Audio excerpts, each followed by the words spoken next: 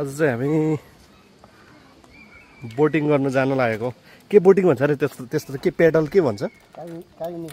कायोनिङ। पोखराको peachy सडकमा अब हामी लगभग पुग्न लागेका छौँ देवताल। चाहिँ खेल्ने ठाउँमा आइपुग्न लाग्यो। यहाँनिर नवीन भाइले लिएको अहिले आज मलाई भनौँ।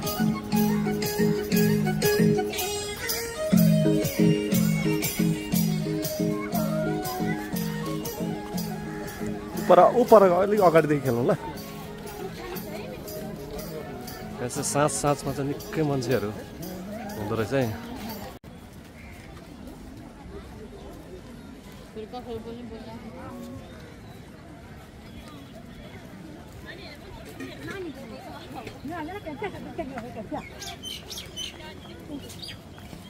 कायोनिङ भनेको चाहिँ यो रहेछ होइन। अझै दामी देख्दो रहेछ नि त यहाँदेखि। ओहो प्राकृतिक सुन्दरता भनेको चाहिँ यो हो है।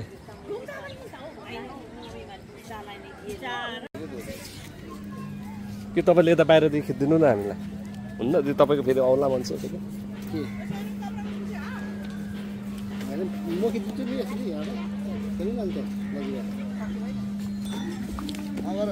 म पहिला जान्छु अनि अलिक खेलेको भनौँ अनि तिमी आउनु ल। ल अब हामी खेल्नु नवीन भाइ उपर छ, म चाहिँ खेल्नु पस्न आँटेको। मेरो भाइले एकदम हेल्प गर्नुहुन्छ यहाँ भाइले। ल भाइ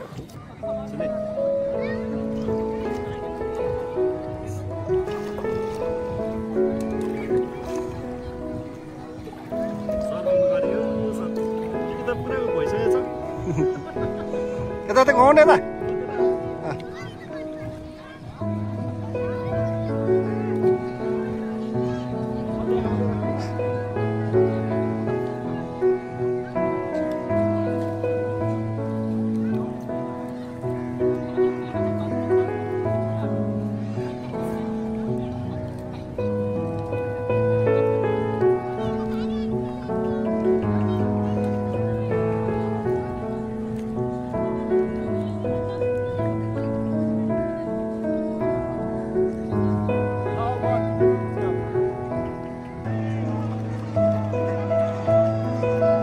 त उता काट्नु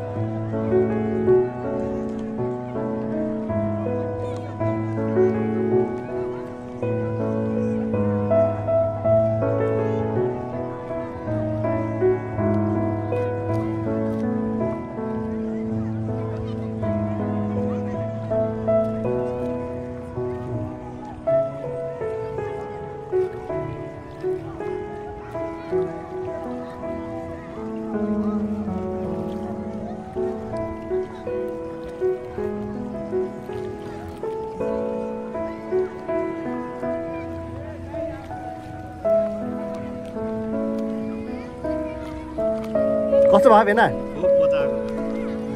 दामी भएको छ। फ्यान्टास्टिक। ल छोड्दै अब एकछिन। ल धेरै उयो भइसकेको छ नि त।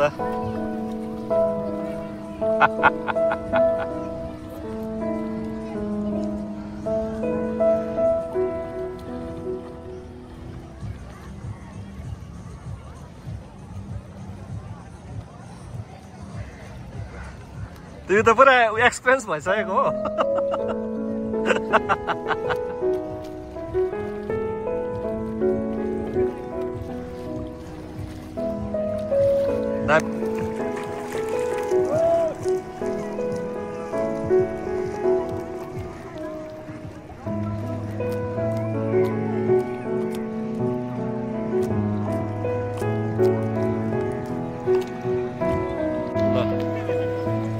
इभिनिङ टाइममा चाहिँ दामी मजा आउँदो रहेछ यहाँनिर फेवातालमा सर्फिङ गर्नु चाहिँ होइन धेरै हुँदो रहेछ इभिनिङ टाइममा।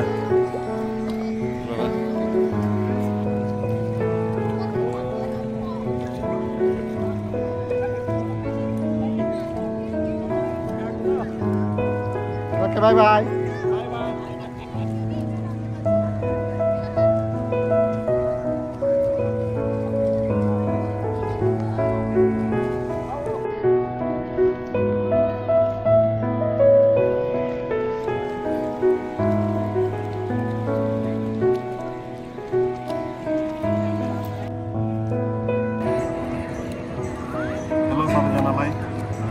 हाई, यो आज चाहिँ हामी नवीन भाइसँग पोखराको फेवातालमा